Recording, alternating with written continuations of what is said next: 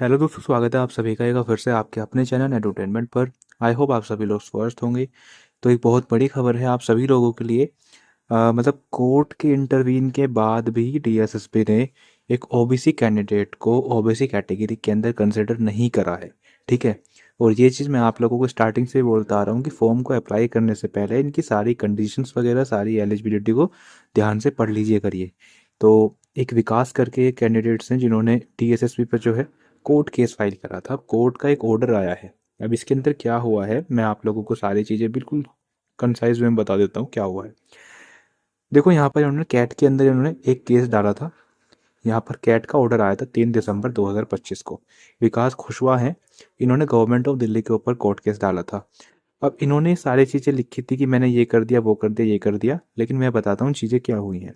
इनका जो ओबीसी जो सर्टिफिकेट बना हुआ था वो गवर्नमेंट ऑफ राजस्थान की तरफ से बना हुआ था। ठीक है। जिसकी वजह से डीएसएसपी ने इनको यूआर में कंसीडर किया और यूआर में कंसीडर के लिए डीएसएसपी ने इनसे इनके ई डोजियर मांगे।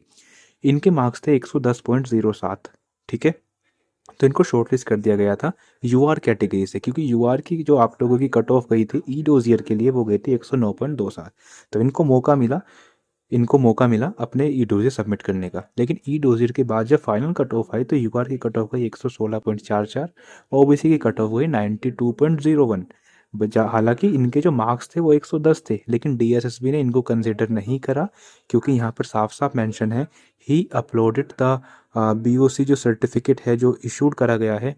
ओबीसी होगा, बीओसी लिख रखा है, certificate by the government of Rajasthan for applying for appointment to the post of under government of India. He had appeared in the examination and secure इतना इतना। तो जिसकी वजह से इनको यूआर कैटेगरी के अंदर इनको बोला था कि मतलब इनको जो मौका दिया गया वो यूआर कैटेगरी के अंदर दिया गया।